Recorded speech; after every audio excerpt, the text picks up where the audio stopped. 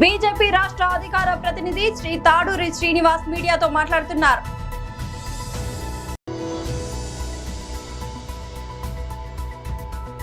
తెలంగాణ భవన్లో బీఆర్ఎస్ నేతల విలేకరుల సమావేశం.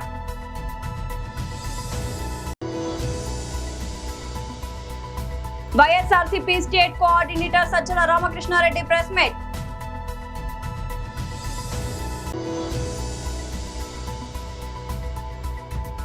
సీఎం విజయ్ పై వ్యాఖ్యలు, డీఎంకే ఎమ్మెల్యే అరెస్ట్. బీజేపీ రాష్ట్ర అధికార ప్రతినిధి శ్రీ తాడూరి శ్రీనివాస్ మీడియాతో మాట్లాడుతున్నారు.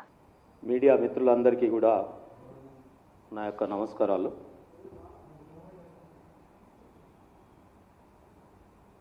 నిన్న క్యాబినెట్ సమావేశం తెలంగాణలో జరిగింది. క్యాబినెట్ సమావేశం అనగానే ప్రజల చేత ఎన్నుకోబడినటువంటి ప్రజల కోసం ఒక మంచి నిర్ణయాలు తీసుకునేటటువంటి సమావేశంగా భావిస్తూ ప్రజలందరూ చూస్తారు ప్రతి క్యాబినెట్ సమావేశం. అంత ముఖ్యమైన క్యాబినెట్ సమావేశంలో వారి వ్యవహార శైలి రాష్ట్ర ప్రగతిపైన చర్చ, కేంద్రము రాష్ట్ర ప్రభుత్వాలు తీసుకుంటున్నటువంటి అనేక సంక్షేమ కార్యక్రమాలలో మనం ఏ రకంగా పటిష్టంగా ప్రజలకు చేరవేద్దాం, ఈ చర్చలు కాకుండా న్యాయస్థానాల తలుపులు ఎట్లా దాడుదాం, ప్రజా సంక్షేమాన్ని కోర్టుల పాలు చేసి కోట్ల చుట్టూ తిరిగేలా ఎట్లా చేద్దాం,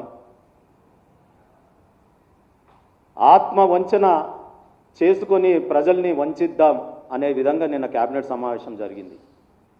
ఈ మాటలు అనడానికి కారణం ఏంటంటే నిన్న VBG RAM G Viksit Bharat guarantee for Rozgar and Ajeevika mission Gramin ఈ స్కీమ్ మీద ఒకవైపు కేంద్ర ప్రభుత్వం, కేంద్ర మంత్రివర్యులు శివరాజ్ సింగ్ చౌహాన్ గారు, ఒక సీనియర్ అనుభవం ఉన్నటువంటి ముఖ్యమంత్రి గారు చంద్రబాబు నాయుడు గారు, పక్క రాష్ట్రంలో తిరుపతి పుణ్యక్షేత్రంలో ఈ పథకాన్ని నిన్న లాంచ్ చేయడం జరిగింది. ఎంత పవిత్ర కార్యాచరణగా మేము తిరుపతిని ఎంచుకోవడం, ఆ శ్రీ వెంకటేశ్వర స్వామి సాక్షిగా ఈ పథకం ఎంత పారదర్శకంగా ముందుకు తీసుకుపోవాలనే ఆలోచనతో మొదలుపెట్టడమే కాకుండా ఈరోజు దేశంలో 95,800 దాదాపు 1,00,000 కోట్ల రూపాయల బడ్జెట్ కూడా కేటాయించుకొని ముందుకు పోతా ఉన్నాం. మన రాష్ట్రానికి కూడా 4,000 కోట్ల రూపాయలు కేంద్ర ప్రభుత్వం ఇవ్వాల్సినవి రాగా దాంట్లో 40% మాత్రమే రాష్ట్ర ప్రభుత్వం సహకరించి, అంటే సుమారుగా ఒక 1,800-2,000 కోట్లు కలిపి ఈ స్కీమ్ని మొదలు పెట్టాల్సింది పోయి ఆదిలోనే హంసపాదులాగా ఎట్లా ఈ పథకాన్ని నీరుగార్దామా, మనం చేయుతగా ఉండాల్సినటువంటి 2,000 కేటాయింపును ఎట్లా కట్టకుండా ఉందామా, ఉంటే ప్రజలలో బదనామైపోతామని చెప్పి 2 నాల్కల ధోరణి ప్రవర్తిస్తా ఉన్నారు. తెలంగాణ భవన్లో బీఆర్ఎస్ నేతల విలేకరుల సమావేశం. వ్యవసాయ ఇరిగేషన్ శాఖ మంత్రులకి వాళ్ళు ఒక మెసేజ్ ఇచ్చారు. ఎల్నినో ప్రభావం భారత ఉపఖండం పైన పెద్ద ఎత్తున ఉండే అవకాశం ఉంది. కాబట్టి మీరు మీ రిజర్వాయర్స్లో నీటి లభ్యత, అదేవిధంగా ఆ నీటిని చాలా కాషియస్గా నియంత్రించి వాడుకోవాలని చెప్పి సూచనప్రాయంగా మరి ఒక అడ్వైజరీ జారీ చేశారు. అడ్వైజరీ అంటే అది చాలా ముఖ్యం, అంటే అది ఒక ఆదేశం కిందనే మనం లెక్క తీసుకోవాలి, చేసి పొదుపుగా వాడుకోవాలి అని చెప్పడం జరిగింది. దాంట్లో కొన్ని రాష్ట్రాల పేర్లుతో సహా వాళ్ళు కేంద్ర ప్రభుత్వము రాష్ట్ర ప్రభుత్వానికి అడ్వైజరీ నోట్ ఇచ్చారు. దాంట్లో తెలంగాణ రాష్ట్రంలో దాదాపు అన్ని జిల్లాలు ఉన్నాయి. మన 33 జిల్లాల లోపల అన్ని జిల్లాలు మినహాయింపు 1, 2 అది మహబూబ్ నగర్ను నారాయణపేట చెప్పారు, కానీ నా దృష్టిలో అవి కూడా వచ్చేస్తాయి. కాబట్టి సాగునీటి వనరులు ఏ విధంగా వాడుకోవాలి, ఎందుకంటే ఇది ఈ సంవత్సరం మొత్తం ఉంటుంది, దీని ప్రభావం వచ్చే ఎండాకాలం ఉంటుంది. ఇప్పుడు ఈ వర్షం ప్రభావం తగ్గడం వల్ల 27 summer will be a disastrous, చాలా విపత్కర పరిస్థితులు ఉంటాయి. మరి ఈ రాష్ట్ర ప్రభుత్వము ఏం ఆలోచిస్తుందని చెప్పి ఒకసారి మనం పెడితే, ఇప్పుడు మంత్రులందరూ కూడా నేను ఇక్కడ పోవాలా, అక్కడ రావాలా, ఇక్కడ చర్చనా, అక్కడ చర్చనా ఛాలెంజ్లు చేసుకుంటా మీరు ఒక డ్రామాలు చేస్తారు మంత్రులు. అన్ని జిల్లాలకు మంత్రులు లేరు, ఫస్ట్ మంత్రివర్గమే పూర్తి స్థాయిలో లేదు, ఉన్న మంత్రులు ఈ నాటకాలు ఆడుతున్నారు. చాలా సీరియస్గా ఉన్నది, ఇది ఒక విపత్కర పరిస్థితి, ఇది ఎవరు ఆధీనంలో లేదు, ఇది సృష్టి యొక్క ప్రభావం మన పైన ఉండబోతున్నది అని చెప్పి ప్రపంచవ్యాప్తంగా అన్ని దేశాలు పెద్ద విపత్కర పరిస్థితి ఎదుర్కోబోతున్నామని చెబుతుంటే వీళ్ళు ఏమీ ఆలోచించడం లేదు దురదృష్టవశాత్తు. నేను ఈరోజు ఉదయం పూట పేపర్లు చదివి అసలు మన దగ్గర గోదావరి నదిలో, కృష్ణా నదిలో ఎంత నీళ్లు ప్రవాహం ఉన్నది, ఎందుకంటే అట్లీస్ట్ గ్రౌండ్ వాటర్ ఏమైనా ఉంటుందా, అక్కడో ఇక్కడో ఈ తుంపురి వర్షానికి కూడా నీళ్ళు వస్తుంటాయి అని ఆలోచించి ఇలా శ్రీధర్ దేశపాండే గారు, ఇదివరకు ఫార్మర్ సూపరింటెండెంట్ ఇంజనీర్ మన ఇరిగేషన్ డిపార్ట్మెంట్లో, మరి వారు వ్యాసాలు అవన్నీ కూడా రాస్తా అంటారు. YSRCP state coordinator Sajjala Ramakrishna Reddy press meet. Chandrababu Naidu గారు ఎవరైతే ఇది మొదలు పెట్టారో ప్రాజెక్టు, ఆ రోజు వచ్చి ఓ ప్రపంచ స్థాయి రాజధాని నగరం అన్న వ్యక్తి ఈరోజు వచ్చి చిన్న మున్సిపాలిటీ అని ఆయన అంటున్నాడు. 33,000 ఎకరాలు చిన్న మున్సిపాలిటీ అంట. సో ఇంకొక 50,000 ఎకరాలు తీసుకురావాలి. 33,000 ఎకరాలు రైతులు ఇచ్చింది, మిగిలిన ఎంత కలిపి ఆల్రెడీ 50,000 ఏకర్స్ ఉంది గవర్నమెంట్ భూమి ఎంత చూపిస్తుంది, ఇంకో 50,000 ఎకరాలు కావాలి. ఇది ఆయన మాట, కొత్త మాట. అసలు ఎవరు మాట మారుస్తున్నారు? జగన్మోహన్ రెడ్డి గారు ఆ రోజు ఈ రోజు అసెంబ్లీలో చెప్పినప్పుడు కూడా ఆయన క్లియర్గా చెప్పిండేది, గవర్నమెంట్ భూమి అయితే శ్రేష్టము, ఎందుకంటే ఖర్చు ఉండదు, ప్రభుత్వ భూమి ఉన్న చోట 30,000 ఎకరాలన్నా ఉంటే ఫ్లెక్సిబిలిటీ ఉంటుంది, అన్ని వర్గాల వారిని. ఇప్పుడు ఇంతకుముందు పవన్ కళ్యాణ్ గారు ఒకప్పుడు మాట్లాడిన మాటలు, ఇంక్లూజివ్ క్యాపిటల్ డెవలప్ చేయడానికి వీలవుతుంది, అఫోర్డబుల్ రేట్స్కు అందరికీ ఇవ్వచ్చు, అలాగే ఇండస్ట్రీస్ కానీ లేదా బిజినెస్ మ్యాన్ కానీ పెద్ద పెద్ద వాటికి కావాల్సి ప్రొవైడ్ చేయొచ్చు అనేది ఒక ఐడియా అయినది. ఆ ఐడియాతోనే జగన్మోహన్ రెడ్డి గారు అప్పట్లో దొనకొండ 2014లో జగన్మోహన్ రెడ్డి గారు అధికారంలోకి వచ్చి ఉంటే దొనకొండ ప్రాంతంలో 50,000 ఎకరాలు ప్రభుత్వ భూమి ఉంది, మరొక 50,000 ఎకరాలు ఫారెస్ట్ ఇది కూడా ఉంది. సో దాన్ని డెవలప్ చేయడానికి కానీ లేదా డెవలప్ చేసిన ల్యాండ్ మీద వచ్చే రెవెన్యూతోనే ఫర్దర్ ఇచ్చేయచ్చు అని ఒక ప్లాన్తో వచ్చారు. అక్కడే సెల్ఫ్ ఫైనాన్సింగ్ కొంత స్కోప్ ఉంది. చంద్రబాబు నాయుడు గారు ఈరోజు తీసుకొచ్చింది ఏంటి? అసలు ఫస్ట్ ఆ టెర్రైనే, ఆ నేలనే స్వభావం దీనికి పనికిరాదు అనేది ఫస్ట్ నుంచి అందరు చెప్తున్నది. అక్కడ రూపాయి ఖర్చు పెట్టాల్సింది 10 రూపాయలు ఖర్చు పెట్టాల్సి వస్తుంది, సంవత్సరంలో కట్టాల్సింది 10 ఏళ్లలో అవుతుంది. చంద్రబాబు నాయుడు గారికి కావాల్సింది ఎగ్జాక్ట్లీ అదే, ఎందుకంటే ఆయనకు పూర్తి చేయడం ఉద్దేశం లేదు. అలాంటి ప్రదేశంలో నిజంగా ఎవరైనా కట్టాలంటే వర్టికల్ పైకి పోరు, ఎందుకంటే నేల కుంగిపోతుంది, ఎంత లోతుకు పోవాలి, పైకి ఎంత పోతే కిందికి ఎంత పోవాల్సి వస్తుంది. అంత ల్యాండ్ ఉన్నప్పుడు వర్టికల్ పోరు, నిలువుగా పోకుండా 2 ఫ్లోర్స్ 3 ఫ్లోర్స్తో ఇటు వెళ్తారు, స్ప్రెడ్ అవుతారు. ఆయనకు అది ఇష్టం లేదు. ఎక్కడైతే రూపాయికి 100 రూపాయలు ఖర్చు అయితే, ఎక్కడైతే ఆ సైజులు కూడా ప్రపంచ స్థాయి అంటే ప్రపంచానికి తగినట్టు పెద్ద పెద్దది 50 లక్షల ఎస్ఎఫ్టీ, 1 కోటి ఎస్ఎఫ్టీ, అలాగే ఆ డిజైన్లు ప్రపంచంలో లేనివి, ఇడ్లీ పాత్ర తలకిందులు పెట్టడమో లేదంటే పిరమిడ్ తలకిందులు పెట్టడమో ఇంకో రకంగా చేయడం, ఇట్లా చేస్తే అప్పుడు దీంట్లో ఎంత వేసినా పోతుంటది, ఎన్నేళ్ళైనా నడుస్తూ ఉంటుంది ప్రవాహం, దాని నుంచి సైఫన్ చేసి పక్కకు తీసుకోవచ్చు. ఇది ఆయన ప్లాన్. తమిళనాడు ముఖ్యమంత్రి విజయ్ పై అనుచిత వ్యాఖ్యలు చేసి ఆయన ప్రతిష్టకు భంగం కలిగించారనే ఆరోపణలతో డీఎంకే ఎమ్మెల్యే మాజీ మంత్రి అనిత ఆర్ రాధాకృష్ణన్ ను పోలీసులు అరెస్ట్ చేశారు. ఈ కేసులో ఆయన దాఖలు చేసిన ముందస్తు బెయిల్ పిటిషన్ ను మద్రాస్ హైకోర్టు తిరస్కరించిన నేపథ్యంలో ఈ పరిణామం చోటు చేసుకుంది. ఇటీవల నిర్వహించిన డీఎంకే బహిరంగ సభలో రాధాకృష్ణన్ ముఖ్యమంత్రిని ఉద్దేశించి వివాదాస్పద వ్యాఖ్యలు చేశారు.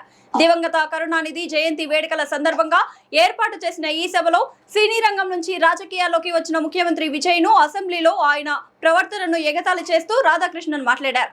దీనిపై అధికార తమిళిగా వెట్రిక జగం టీవీకే నాయకులు ఫిర్యాదు చేయడంతో పోలీసులు కేసు నమోదు చేశారు. శుక్రవారం ఉదయం హైకోర్టు తీర్పు వెలువడిన వెంటనే స్థానిక టౌన్ పంచాయతీలో రికార్డులు పరిశీలిస్తున్న రాధాకృష్ణన్ ను పోలీసులు అదుపులోకి తీసుకున్నారు. ఈ అరెస్టును డీఎంకే ఎంపీ కనిమొళి తీవ్రంగా ఖండించారు. రాష్ట్ర ప్రభుత్వం ఉద్దేశపూర్వకంగా ప్రతిపక్ష నేతలను అణచివేస్తోందని ఆమె ఆరోపించారు.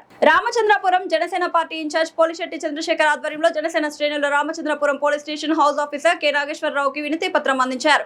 జనసేన పార్టీ అధినేత పవన్ కళ్యాణ్ పై అనుచిత వ్యాఖ్యలు చేయడమే కాక మతాల మధ్య విద్వేషాలు రెచ్చగొట్టే విధంగా ప్రశ్నారావణ్ కవ్వింపు చర్యలు చేస్తున్నాడంటూ ఆరోపించారు. దోషిగా ఉన్న ప్రశ్నారావణ్ ను కఠినంగా శిక్షించాలని జన సైనికులు ఎస్ఐను డిమాండ్ చేశారు. ఈ సందర్భంగా జనసేన పార్టీ ఇన్ఛార్జ్ పోలిశెట్టి చంద్రశేఖర్ మాట్లాడుతూ వైసీపీ నాయకులు రాష్ట్రంలో అరాచకాన్ని సృష్టించి తమ పబ్బం గడుపుకునేందుకు కులాల మధ్య కుమ్ములాటలు తెచ్చే విధంగా రెచ్చగొట్టేవారని, నేడు మతాల మధ్య చిచ్చుపెట్టి విద్వేషాలు రెచ్చగొడుతున్నారని మండిపడ్డారు. రావణ్ వెనుక వైకాపా నేతలు అండగా ఉండి డ్రామా ఆడుతున్నారని, ఆ పార్టీకి ప్రజలు తగిన బుద్ధి చెప్తారని చంద్రశేఖర్ తీవ్రస్థాయిలో ధ్వజమెత్తారు. ఈ కార్యక్రమంలో పట్టణ నాయకులు గొల్లపల్లి కృష్ణ, శ్రీహరి పంతులు, కొండ్రెడ్డి శ్రీనివాసరావు, మట్టా దుర్గారావు, పడాల లోవరాజు, పొలిశెట్టి పేదబాబు, అంకం శ్రీనివాసరావు, వడ్డీ సతీబాబు, సలగల వెంకటేష్, నల్ల సుధాకర్, సాయిమణి, అల్లం నాగు, దొడ్డ ప్రసాద్, పొలిశెట్టి స్వామి తదితరులు పాల్గొన్నారు.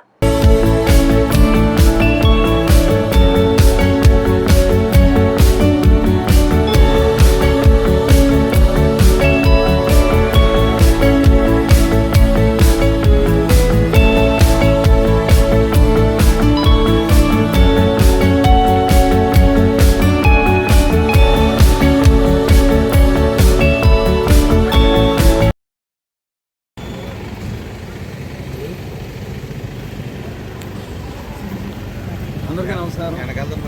రామచంద్రపురం నియోజకవర్గంలోని రామచంద్రపురం టౌన్లో మనందరం కూడా పోలీస్ స్టేషన్ దగ్గర ఉన్నాం.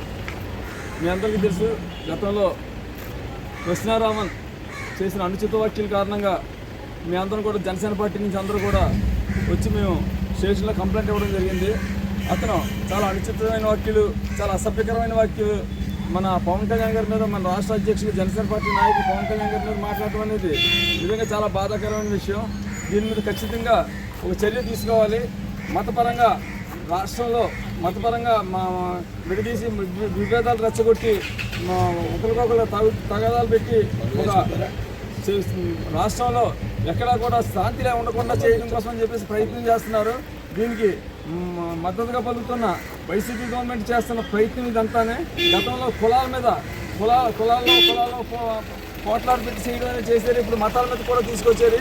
వీళ్ళు ఇలాగే కొనసాగితే రాష్ట్రంలో అల్లకల్లోలం అయ్యి ఒక విధమైన ఇబ్బందికరమైన వాతావరణం రాష్ట్రం అంతా ఏర్పడుతుంది. కాబట్టి దీని మీద చర్య తీసుకోవాలని చెప్పేసి పోలీసు వారిని మా జనసేన పార్టీ నుంచి అందరం కూడా కోరుకుంటున్నామండి.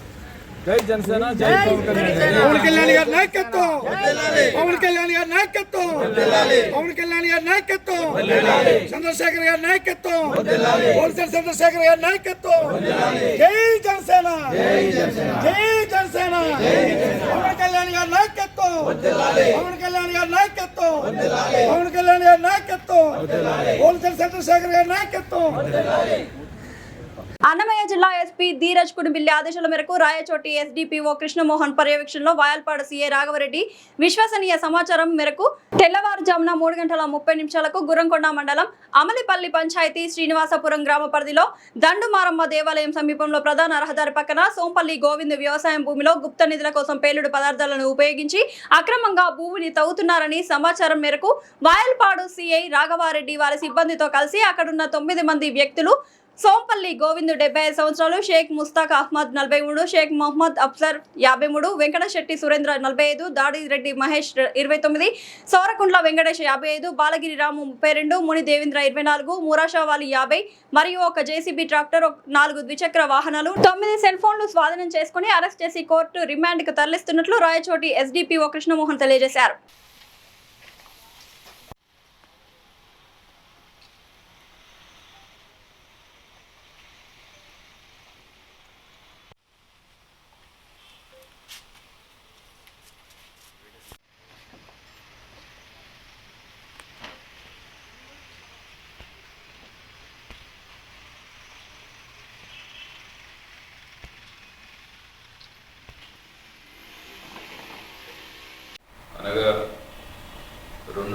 ఏప్రిల్ 26వ తేదీ తెల్లవారుజామున వాయల్పాడు సిఐ గారు రాఘవరెడ్డి గారికి రాబడిన సమాచారం మేరకు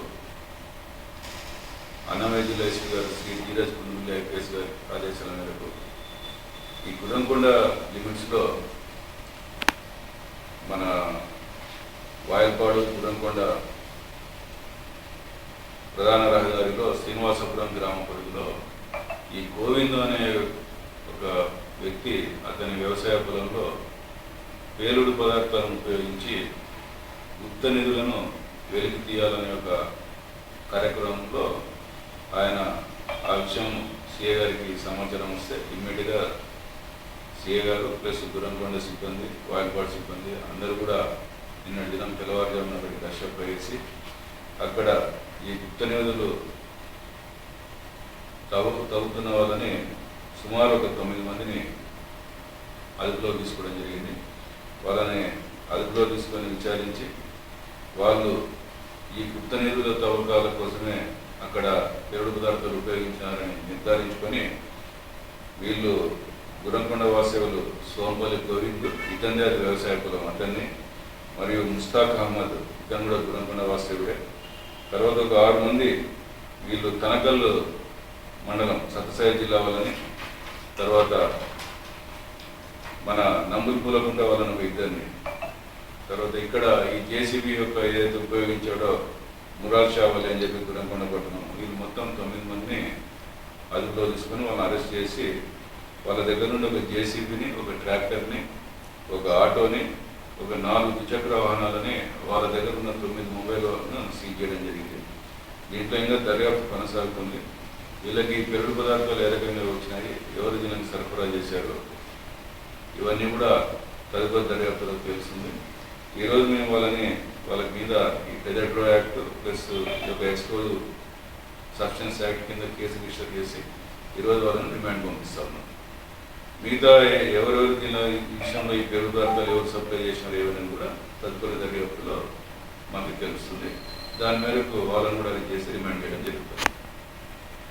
హైదరాబాద్ లోని సుందరయ్య విజ్ఞాన కేంద్రం వేదికగా ఈ నెల 6-7 తేదీల్లో all India state government pensioners federation జాతీయ కౌన్సిల్ సమావేశాలు జరగనున్నాయి. ఈ సమావేశాలకు Telangana all pensioners and retired persons association ఆతిథ్యం ఇస్తోందని నిర్వాహకులు తెలిపారు. దేశంలోని 15 రాష్ట్రాల నుంచి ప్రతినిధులు హాజరు కానున్న ఈ సమావేశంలో రాష్ట్ర ప్రభుత్వ పెన్షనర్ల సమస్యలు, ఉద్యోగుల పెన్షనర్ల సమగ్ర ఆరోగ్య పథకం, సిపిఎస్ స్థానంలో పాత పెన్షన్ విధానం, పునరుద్ధరణ, కమ్యూటేషన్, రికవరీ గడువు 15 నుంచి 11 ఏళ్లకు తగ్గించడం వంటి కీలక అంశాలపై కార్యాచరణ రూపొందించనున్నారు. జూలై 7న మధ్యాహ్నం 2 గంటల నుండి 5 గంటల వరకు సుందరయ్య కళానిలయంలో బహిరంగ సభ నిర్వహించనున్నారు. ఈ సభలో జాతీయ, రాష్ట్ర స్థాయి నాయకులు పాల్గొని పెన్షనర్ల హక్కు, భవిష్యత్ కార్యాచరణపై ప్రసంగించనున్నారు. రాష్ట్రంలోని అన్ని జిల్లాల పెన్షనర్లు భారీ సంఖ్యలో పాల్గొని సమావేశాన్ని విజయవంతం చేయాలని నిర్వాహకులు పిలుపునిచ్చారు. రిటైర్డ్ పర్సన్స్ అసోసియేషన్ 2008లో ఏర్పడిన తర్వాత pensioners, central government, state government, public sector, మిగతా వాళ్ళందరినీ కూడా అందరి పెన్షనర్లకు సంబంధించిన సమస్యలు పరిష్కారం చేయడానికి కృషి చేయడం అనేది జరుగుతూ ఉంది. అప్పటి నుంచి ఇప్పటి వరకు అనేక పోరాటాలు చేయడం అనేది జరిగింది. అనేక సమస్యలు పరిష్కారం చేయడానికి కూడా కృషి చేయడం జరిగింది. అందులో స్టేట్ గవర్నమెంట్ పెన్షన్ సంబంధించినంత వరకు క్వాంటమ్ ఆఫ్ పెన్షన్ 70 years కూడా మేము సాధించడం అనేది జరిగింది. అప్పటి నుంచి ఇప్పటి వరకు అనేక పోరాటాలు చేస్తూ అనేక సమస్యలు పరిష్కారం చేయడానికి కృషి చేయడం జరుగుతూ ఉంది. కానీ మన స్టేట్ గవర్నమెంట్ పెన్షన్స్ సంబంధించినంత వరకు చాలా ఇబ్బందులు ఈ మధ్యకాలంలో అనేక పోరాటాలు చేశాం. కొత్త గవర్నమెంట్ వచ్చిన తర్వాత 2024 తర్వాత రిటైర్ అయిన వాళ్ళు ఎవరైతే ఉన్నారో వాళ్ళకు రావాల్సినటువంటి ఎమాల్మెంట్స్ ఏవైతే ఉన్నాయో అవి రాకుండా పోవడం వల్ల చాలా ఇబ్బంది పడాల్సిన పరిస్థితి వచ్చింది. అనేక సమస్యల్లో అదొక సమస్యలాగా ఉన్న సందర్భంలో మళ్ళీ దానికోసం పోరాటం చేశాం. మొట్టమొదలు ఎవరు కూడా చేయని స్థితిలో కూడా మేము పోరాటం చేయడం అనేది జరిగింది. 2024 తర్వాత రావాల్సినటువంటి 15 లక్షల రూపాయలు ఏవైతే ఉన్నాయో 15,000 కోట్ల రూపాయలు రావాల్సి ఉన్నాయి. ఆ 15,000 కోట్ల రూపాయలు సాధించడానికి మొదలు పోరాటం చేసింది మొట్టమొదలు మేమే చేశాం. ఆ తర్వాత కొంతమంది కలిసి వచ్చిన వాళ్ళు ఉన్నారు. అయినా కానీ పోరాటం మొదలు చేసిన తర్వాత అదే సమస్యను మొదటి సమస్యగా తీసుకొని పోరాటం చేయాల్సిన పరిస్థితి ఏర్పడ్డది. ఆ తర్వాత అనేక సమస్యలు, తర్వాత హెల్త్కి సంబంధించినది కానీ, పిఆర్సీ విషయంలో కానీ, లేకపోతే డిఎల్ విషయంలో కానీ, మిగతా కూడా అన్ని విషయాల్లో మేము పోరాటం చేశాం. పోరాటం సాధించడమే కాదు, మన సీఎంతో మీటింగ్స్ కానీ లేకపోతే బట్టి విక్రమార్కతో మీటింగ్స్ కానీ మిగతా విషయాలు అన్నింటిలో మేము పాల్గొని వాటిని సాధించడానికి అనేక కృషులు చేయడం జరిగింది.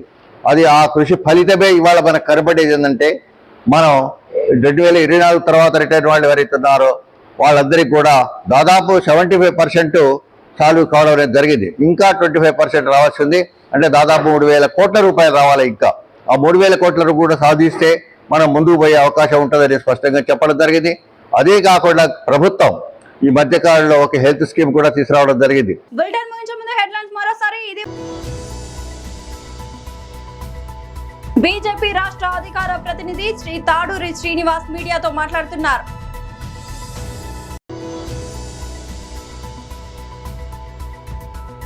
తెలంగాణ భవన్లో బీఆర్ఎస్ నేతల విలేకరుల సమావేశం.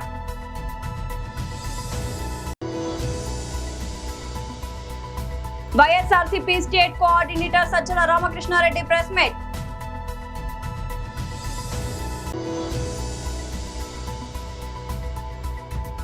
సీఎం విజయ్ పై వ్యాఖ్యలు, డీఎంకే ఎమ్మెల్యే అరెస్ట్.